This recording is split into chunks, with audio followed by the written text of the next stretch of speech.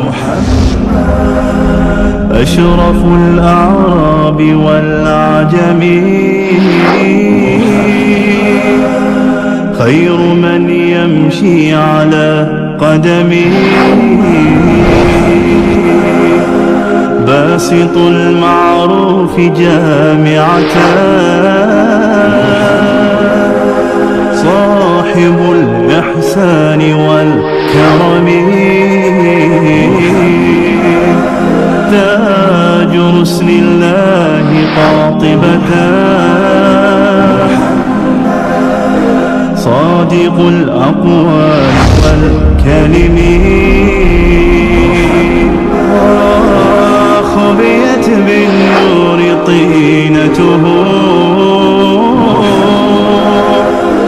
لم يزل نورا من القدم يا خير خلق الله يا خير خلق الله يا خير خلق الله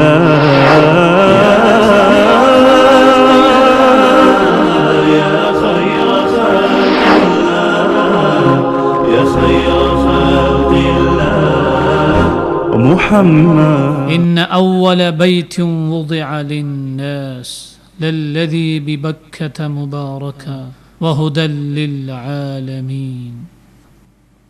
اللہ رب العزت کا پہلا گھر خانہ کعبہ مکۃ المکرمہ کے قلب اطہر میں واقع ہے اور یہ ازل سے ابد تک ہدایت کے راستے پر چلنے والوں کا قبلہ ہے. اگرچہ تاریخ کو یہ باتیں صحیح طور پر معلوم نہیں کہ رب ذوالجلال نے بیت اللہ کی تعمیر کی سب سے پہلی ذمہ داری کس کو سونپی، لیکن اکثر مورخین کی رائے ہے کہ سب سے پہلے اس عظیم الشان گھر کو تعمیر کرنے والے آدم صفی اللہ تھے. آدم علیہ السلام کے بعد حالات کے تبدل و تغیر کے ساتھ طوفان نو اور دیگر عوامل نے اسے بالکل ختم کر دیا تھا. اس کے بعد توحید کے میدان کے عظیم شاہ سوار بت تراش کے گھر پیدا ہونے والا بت شکن ابراہیم خلیل اللہ کو حکم دیا گیا کہ کعبۃ اللہ کو پھر سے تعمیر کرے اور اہل ایمان کے لیے عبادت کا عظیم الشان مرکز تیار کریں.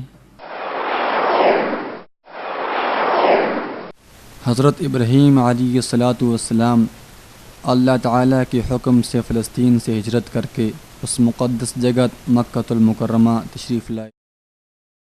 حضرت ابراہیم علیہ السلام نے اپنی بیوی ہاجرہ اور بیٹے اسماعیل کے ساتھ ایک ایسی سرزمین پر قدم رکھا جہاں اس وقت کوئی آبادی نہیں تھی.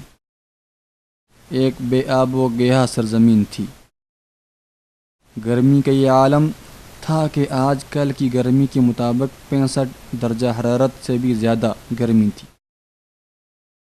اللہ رب العزت مکہ مکرمہ کی عظمت میں اضافہ کر دیں. اس شہر میں جس میں اب ہم ہیں اس میں گرمی کی شدت 60 درجہ حرارت سے بھی اوپر جاتی ہے. حضرت ابراہیم جس وقت اپنی بیوی اور بچے کو لے کر یہاں آئے تھے اس وقت یہاں کوئی آبادی نہیں تھی اور ان کو اس جگہ پر جو آج کل طواف کی جگہ ہے جسے آپ میرے پیچھے دیکھ رہے ہیں جہاں زائرین بیت اللہ کا طواف کر رہے ہیں ان کو یہاں چھوڑ گئے. اس وقت یہاں نہ کعبۃ اللہ کا وجود تھا اور نہ ہی یہ آبادی اور تعمیرات تھیں جو اب موجود ہیں. اور فرمایا ربنا انی اسکنت من ذریتی بواد غیر ذی زرع عند بیتک المحرم. ربا میں نے اپنے گھر والوں کو تیرے گھر کے پاس چھوڑ دیا ایسی وادی میں جو بے آب ہو گیا ہے. ربنا لیقیموا الصلاۃ اے میرے پروردگار تاکہ وہ لوگ یہاں نماز قائم کریں اور آئندہ بھی یہاں نمازیں قائم کی جائیں. فاجعل افئدة من الناس تهوی الیہم وارزقهم من الثمرات لعلهم یشکرون. لوگوں کے دلوں کو ہر طرف اور ہر گوشے سے اس کی طرف مائل کر دے اور لوگوں کو اس کی طرف رجوع کرا دے اور پھر ان کو اپنی نعمتوں سے روزی دے. ہو سکتا ہے وہ تیری نعمتوں کا شکر ادا کریں. حضرت ابراہیم علیہ السلام کی یہ دعا تھی. اس سرزمین اور اس کے رہنے والوں کے حق میں۔ اس کے بعد حضرت ابراہیم علیہ الصلاۃ والسلام نے اپنی سواری پر سوار ہو کر واپسی کا سفر شروع کر دیا۔ ان کی بیوی حیران و پریشان تھی کہ اس وادی میں جہاں گھاس تک نہیں اگتی، اس دشت اور ویرانے میں ان کا شیرخوار بچہ بھی ساتھ ہے۔ ان کے خاوند نے واپسی کا راستہ اپنایا ہوا ہے۔ آپ نے جا کر ان کی سواری کی لگام پکڑ لی۔ دوسری طرف آپ پر اعتماد بھی ہیں۔ وہ سوچتی ہیں کہ ابراہیم علیہ السلام کوئی کام اپنی طرف سے تو نہیں کرتے۔ یہ ہوشیار اور دلیر انسان ہیں۔ ان مشکلات کے بارے میں ان کو معلوم ہے تو یہاں درپیش ہیں۔ بی بی ہاجرہ نے اس لیے پوچھا تاکہ وہ مطمئن ہوں، ان کو پورا یقین ہو کہ اس معاملے میں کیا حکمت ہے، اس کام کا حکم کس کی طرف سے دیا گیا۔ آپ جب ان کے پاس گئیں تو پوچھا کہ آپ کو اس کام کا حکم اللہ رب العزت نے دیا ہے یا یہ آپ کا اپنا نظریہ اور ارادہ ہے؟ تو ابراہیم علیہ السلام نے جواب دیا کہ اللہ تعالیٰ کا حکم ہے۔ بی بی ہاجرہ نے جواب دیا اگر یہ بات ہے تو اللہ تعالیٰ ہمیں کبھی ضائع نہیں کرے گا اور ہمیں اکیلا نہیں چھوڑے گا، نہ ہمیں ضائع کرے گا۔ اس کے بعد ابراہیم علیہ الصلاۃ والسلام واپس چل دیے۔ وہ 3 افراد تھے، ایک حضرت ابراہیم ان سے جدا ہو گئے، اب یہاں 2 افراد رہ گئے۔ حضرت ابراہیم کے جانے کے بعد ان کے پاس جو کھانے پینے کی چیزیں تھیں وہ سب ختم ہو گئیں۔ حضرت ہاجرہ کا بیٹا بھوک و پیاس کی شدت کی وجہ سے رونے لگا۔ آپ بیتاب ہو گئیں اس لیے کہ ان کا بچہ بھوک و پیاس سے تڑپ رہا تھا۔ ان کے پاس کوئی ایسی چیز نہیں تھی جو ان کو دیں۔ آپ خود بھی پیاس کی شدت نڈھال ہیں۔ پانی کی تلاش میں آپ نکلیں، ادھر ادھر دیکھا، کچھ نہ ملا۔ تھوڑے آگے صفا کی طرف بڑھتی ہیں، چل کر صفا پہاڑ پر آتی ہیں۔ جس جگہ کو آپ ابھی دیکھ رہے ہیں مکہ کے نزدیک صفا پہاڑ پر چڑھتی ہیں، اس امید سے کہ شاید کوئی آبادی نظر آئے، شاید کسی کے پاس پانی مل جائے، لیکن کچھ نظر نہیں آیا۔ صفا سے نیچے آ کر اس طرف چل پڑتی ہیں۔ اب جہاں صفا مروہ کے درمیان حال ہے وہاں جا کر اس سے آگے چل پڑتی ہیں، اس امید سے کہ آگے کچھ مل جائے۔ اس وقت مروہ کے آس پاس ٹیلے اور پہاڑ بہت زیادہ تھے۔ وہ دوڑ دوڑ کر صفا پر چڑھتی ہیں۔ جب صفا سے نیچے اترتی، صفا مروہ کے درمیان جو فاصلہ ہے وہاں ہاجرہ دوڑتی۔ جب مروہ پر چڑھتی پھر بھی ان کو کچھ نظر نہیں آتا۔ پھر اس امید سے کہ کہیں سے کچھ مل جائے پھر صفا پر چڑھ کر دوڑتی۔ پھر جب وہاں سے کچھ نہ ملا تو واپس لوٹ آئیں۔ صفا مروہ کے درمیان 7 مرتبہ بار بار دوڑ لگائی، یہاں تک کہ اللہ رب العزت نے اس بچے کے پاس جبرائیل امین کو بھیج دیا تاکہ ان سے کہیں کہ اپنے پاؤں زمین پر مارو۔ جب اس بچے نے اپنے پاؤں کو زمین پر مارا تو اسماعیل کے پاؤں کے نیچے سے جبرائیل امین کی ضرب سے پانی کا چشمہ پھوٹ پڑا۔ زمزم کا پانی اللہ رب العزت کی طرف سے ہاجرہ اور اسماعیل کے لیے ایک ہدیہ تھا۔ ان صبر و توکل اور ان کی اس یقین کا جو اللہ رب العزت پر تھا، جس کی بنا پر ان کے پاؤں کے نیچے سے چشمہ جاری ہوا۔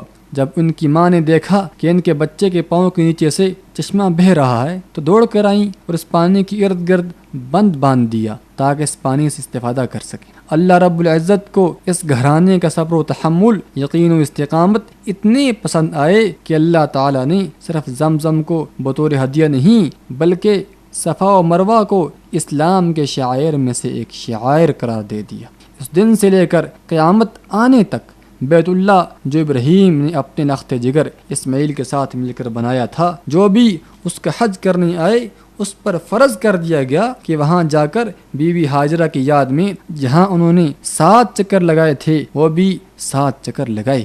جب آب زمزم جوش مارنے لگا تو ہر طرف سے مرغیاں پانی کے لیے وہاں اکٹھی ہو گئیں۔ وہاں سے گزرنے والے قافلوں نے جب دیکھا کہ یہاں مرغیاں جمع ہیں تو انہوں نے کہا ضرور یہاں کوئی چیز ہے۔ جب انہوں نے آ کر وہاں دیکھا تو حیران ہوئے، یہاں تو پانی ہے۔ قبیلہ جرہم وہ پہلا قبیلہ تھا تو یہاں آ کر مکہ میں آباد ہوا۔ جب ان لوگوں نے آ کر دیکھا کہ یہاں تو پانی کا چشمہ ہے تو ان لوگوں نے ارادہ کر لیا کہ یہاں گھر تعمیر کر کے آباد ہو جائے۔ پھر حضرت ہاجرہ کے پاس گئے اور اجازت طلب کی کہ اس چشمے کا پانی استعمال کریں اور وہاں سکونت اختیار کریں۔ آپ نے اجازت دی اور وہ قبیلہ جرہم وہاں آباد ہو گیا۔ مکہ مکرمہ میں سب سے پہلے سکونت اختیار کرنے والے یہی قبیلہ بنی جرہم کے لوگ۔ بعد میں حضرت اسماعیل علیہ السلام کی شادی اسی قبیلے کی ایک لڑکی سے ہوئی۔ اس طرح اس قبیلے کی ان کے ساتھ نسبت ہو گئی۔ حضرت اسماعیل علیہ السلام کی جو اولاد تھی وہ بھی اسی شہر میں بسنے والے تھے۔ انہی کی نسل سے ہمارے پیارے نبی محمد الرسول اللہ صلی اللہ علیہ وسلم پیدا ہوئے۔ قبیلہ جرہم نے آب زمزم کو اپنی ذمہ داری میں لے لیا تھا۔ بنی خزاعہ نے ان پر حملہ کیا۔ قبیلہ بنی جرہم نے اس ڈر سے کہ آب زمزم پر ان کا قبضہ نہ ہو جائے اس کو ڈھک کر اسے چھپا دیا، پھر یہ چشمہ ان کو نہیں ملا۔ بعد میں یہ چشمہ خشک ہو گیا تھا اور کچھ عرصے تک یہ چشمہ خشک ہی رہا، یہاں تک کہ آپ صلی اللہ علیہ وسلم کے دادا عبد المطلب کا دور آیا۔ انہوں نے اس چشمے کو بہت تلاش کیا، آپ سے پہلے لوگوں نے بھی اسے تلاش کرنے کی بہت کوشش کی۔ وہ چشمہ جس کی مکہ والوں کو بہت ضرورت تھی اور اسماعیل علیہ السلام کی ایک یادگار تھی۔ صفا اور مروہ پر تمام ایک ہی خاندان ابراہیم کی یادگار ہے، وہ خاندان جس نے اسلام کی خاطر کسی بھی قربانی سے دریغ نہیں کیا اور ہر مشکل سے گزرے، وہ خاندان جس نے اللہ کے لیے ہجرت کی اور اللہ تعالیٰ پر صبر و توکل کیا اور اللہ تعالیٰ پر انہیں یقین تھا۔ خانہ کعبہ کے یہ بانی حضرت اسماعیل چشمے کے مالک بن گئے اور حضرت ہاجرہ صفا و مروہ کی مالک بن گئیں۔ یہ پورا حرم ابراہیم اور ان کے خاندان کی ایک یادگار ہے اور یہ مشاعر حج میں ہے۔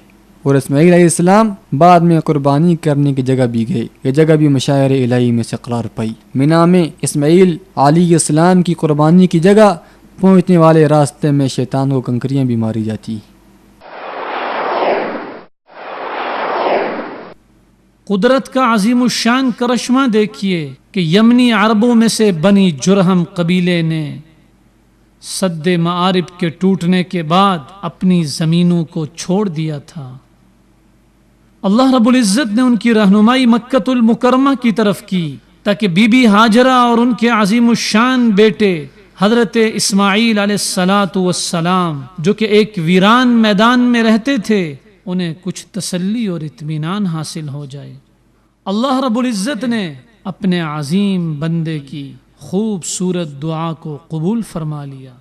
ربنا انی اسکنت من ذریتی بواد غیر ذی زرع عند بیتک المحرم ربنا لیقیموا الصلاة فاجعل افئدة من الناس تهوی الیہم وارزقهم من الثمرات لعلهم یشکرون۔ أشرف الأعراب والعجم خير من يمشي على قدمه